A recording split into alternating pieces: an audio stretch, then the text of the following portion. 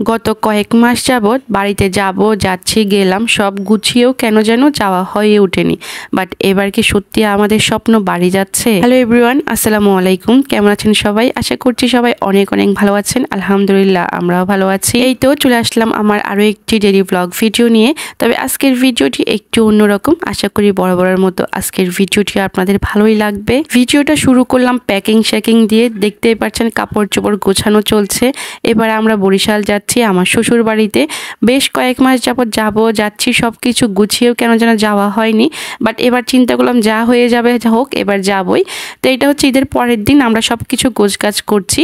আমরা কালকে রাতে গাড়িতে উঠবো। এখানে আমি আমার বেশ কিছু সুতির ড্রেস নিয়েছি, যেহেতু গরম। ভাগ্যবেলা নিয়েছিলাম, কোনো গর্জিয়াস ড্রেস নেই। তো যাই হোক, রাতেই তো সব গুছিয়ে রেখেছিলাম। এটা হচ্ছে পরের দিন সকালে। আজকে সন্ধ্যায় আমরা গাড়িতে উঠবো। তোহার আব্বু মেয়ের জন্য বেশ কিছু নাস্তা নিয়ে এসেছে। আমার মেয়ে কিন্তু যেটা সেটা খেতে পছন্দ করে না। আমরা আলহামদুলিল্লাহ দুইজনে সব কিছুই খাই, বাট আমার মেয়েটা কেমন যেন হয়েছে। তবে আশা করছি হয়তো সময়ের সঙ্গে ঠিক হয়ে যাবে। মেয়ে যা যা খায় টুকটাক সব কিছু নিয়ে আসার চেষ্টা করেছি। এই বাটার বনটা আমার মেয়ে অনেক বেশি পছন্দ করে, অন্য কিছু না খাইলেও এটা খায়। আর এখানে কিছু শমপাপড়ি নিয়ে এসেছি। এটা আমার শাশুড়ি আমাদের সবার অনেক বেশি পছন্দ। এই শমপাপড়িটা নিয়ে যাব, ওটা কিন্তু আমাদের ওখানে পাওয়া যায় না। আর একটা কি নিয়ে এসেছি, ব্রেড নিয়ে এসেছি। আমার মেয়ে ব্রেড দিয়ে আর নিউটেলা দিয়ে খেতে অনেক বেশি পছন্দ করে। তার সঙ্গে ওর সাবি জাবি নিয়েছি, পাস্তা নুডলস, মেয়ের যা যা লাগবে, যাতে মেয়ের কোনো সমস্যা না হয়। আমরা থাকবোই বেশি দিন না, একটা সপ্তাহে থাকবো। আর এই তো আমরা কিন্তু 7টার দিকে এখানে চলে এসেছিলাম, কিন্তু বাসটা আসতে একটু দেরি করেছে। তো যাই হোক, সেটা কোনো ব্যাপার না। এখন সব মালপত্র ভিতরে ঢুকানো হচ্ছে বক্সের ভিতরে। একটু পরে হয়তো বাসটা ছেড়ে দিবে, যখন সবাই চলে আসবে। আর এই তো আলহামদুলিল্লাহ দেখতে দেখতে কিন্তু বাস ছেড়ে দিয়েছে অলরেডি।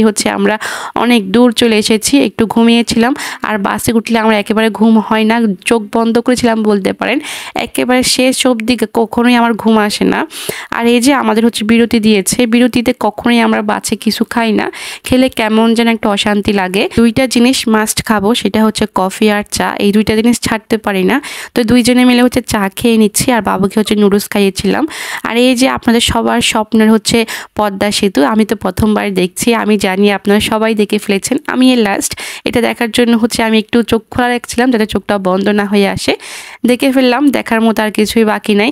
রাতে তো সেজন্য তেমন একটা বোঝা যাচ্ছে না, দিন হলে হয়তো বোঝা যেত। আলহামদুলিল্লাহ আলহামদুলিল্লাহ সুস্থ স্বাভাবিকভাবে সব কিছু নিয়ে শ্বশুর বাড়িতে চলে আসলাম। আর এই যে আমরা কিন্তু অলরেডি অটো নিয়েছি। আমার ভাসুর এসেছিল আমাদেরকে আনতে।